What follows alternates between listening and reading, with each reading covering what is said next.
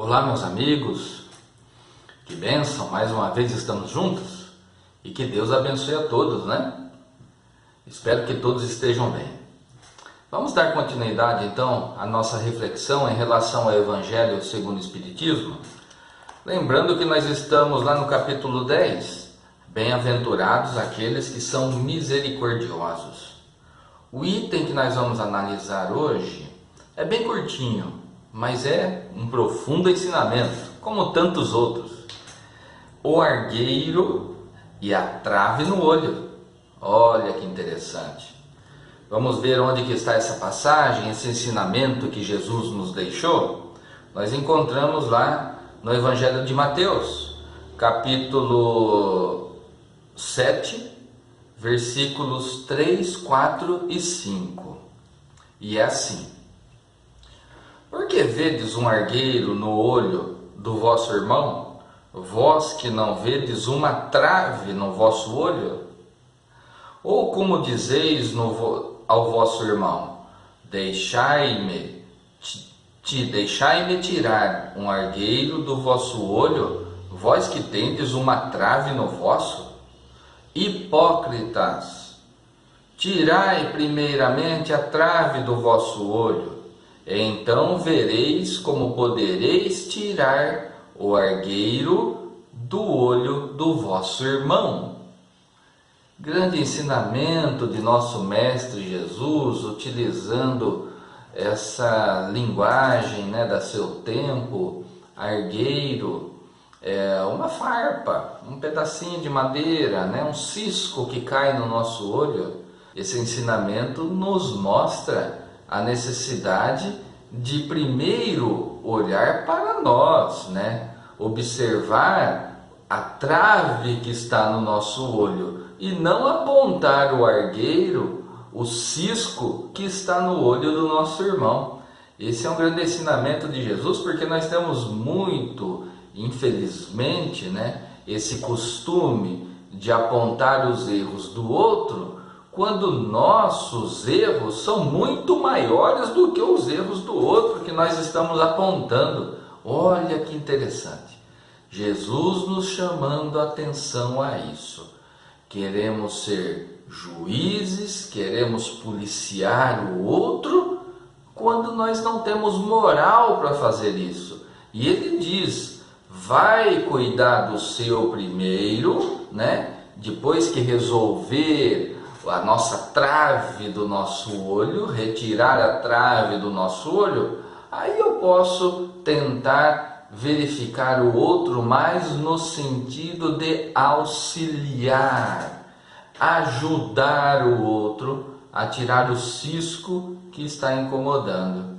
Então o ensinamento de nosso mestre nesse item é muito valioso, porque nós, infelizmente, nós temos esse costume. Vamos ver lá no ambiente de trabalho. No ambiente de trabalho, nós observamos isso algumas vezes. Pessoa que está num cargo de chefia, ele faz corpo mole nas suas atividades, É o famoso que vai enrolando para passar o dia, não cumpre direito as suas obrigações, não cumpre direito os seus horários. Ele é chefe, é superior, mas age dessa forma. Como que ele vai ter moral para chamar a atenção do seu subordinado que está ou passa a agir do jeito que ele também age, Então é meio complicada essa situação. Está lá no Evangelho, olha só, uma coisa corriqueira num ambiente de trabalho. Que moral esse chefe vai ter para chamar a atenção do seu subordinado? É perigoso, no momento de chamar a atenção, de ouvir muitas verdades, e aí vai ficar um clima muito chato, muito ruim entre aquelas pessoas. Está sujeito, por quê? Porque não tem moral para chamar a atenção, para advertir, porque faz isso também. Outra situação no ambiente familiar, no ambiente doméstico. Os pais, por vezes, não têm um comportamento de equilíbrio, exageram muitas vezes no consumo de álcool, por exemplo, né? E depois vem os filhos. Aí os filhos entram para essa seara também e passam a beber. Qual a moral do pai, da mãe, em chamar a atenção do filho para que ele não faça isso, lembrando a ele que o exagero não é bom, só faz mal à saúde? Que moral os pais têm para dar uma lição dessa para o seu filho? Pais fumantes também. Depois vem os filhos e o filho começa a fumar. Sabe que aquilo é errado, que aquilo vai fazer mal. Aí vai tentar dar um conselho para o filho. O filho rebelde vai olhar, mas olha, mas o senhor faz isso há quanto tempo?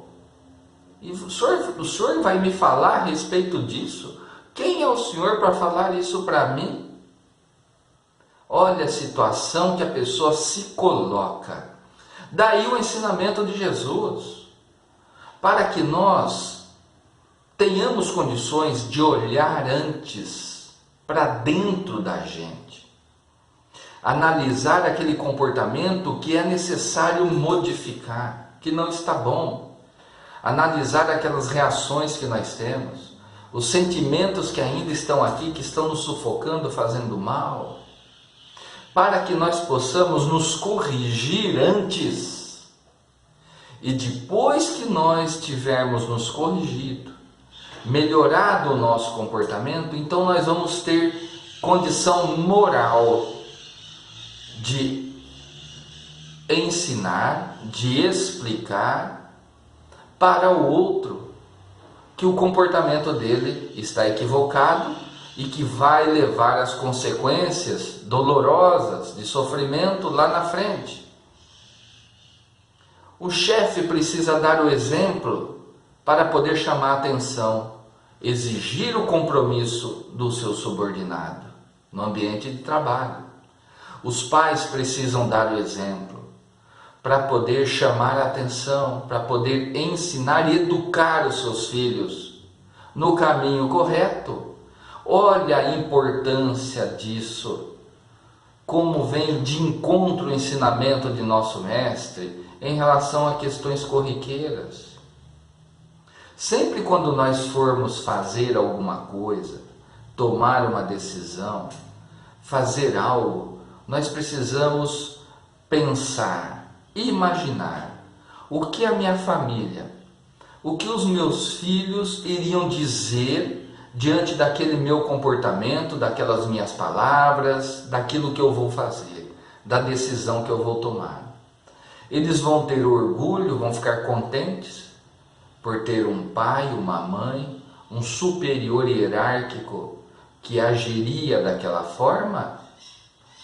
Ou vão ficar envergonhados de ter um pai, uma mãe, de ter um superior hierárquico agindo dessa maneira?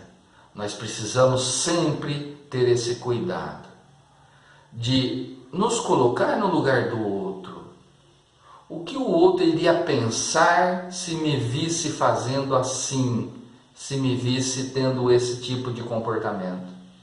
Iria ficar contente, feliz? Ou iria ficar triste, chateado? Vamos imaginar o nosso espírito protetor que está conosco antes do nosso nascimento e, quiçá, muitas e muitas reencarnações anteriores. Como que ele fica estando ao nosso lado, sempre se esforçando para nos dar bons conselhos, nos ensinar o bom caminho? Como será que ele fica quando nós tomamos decisões equivocadas? E seguimos para um caminho totalmente diferente daquilo que nós traçamos para a nossa vida e daquilo que o Evangelho, que Jesus espera da gente, que o Pai espera da gente. Como será que o nosso protetor, o Espírito protetor, se sente? Vamos imaginar que o nosso filho esteja agindo de maneira equivocada. Como que nós, na condição de pais, nos sentimos de ver o filho agindo assim?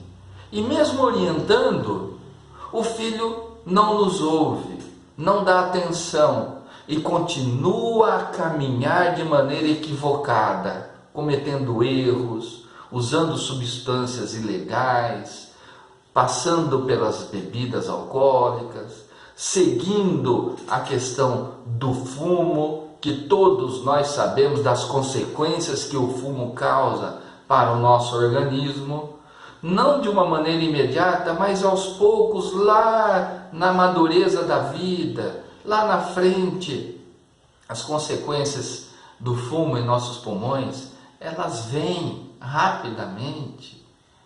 Então, como que nós nos sentiríamos de ver um filho agindo assim?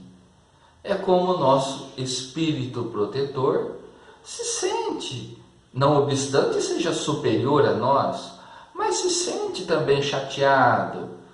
Mas ele sabe que nós temos todo o tempo do mundo para nossa correção, e ele sabe também que as dores que nós vamos sentir são remédios para nos colocar no caminho correto da nossa existência.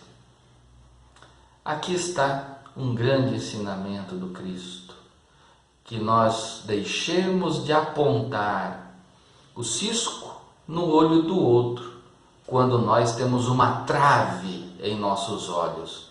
Vamos cuidar de remover essa trave de nós e depois, com condições morais, poder ajudar o outro a retirar o cisco que ele carrega. Esse é um grande ensinamento, curtinho, mas muito valioso, que nós possamos ter isso em nossa mente. Meus amigos, vamos à oração de encerramento?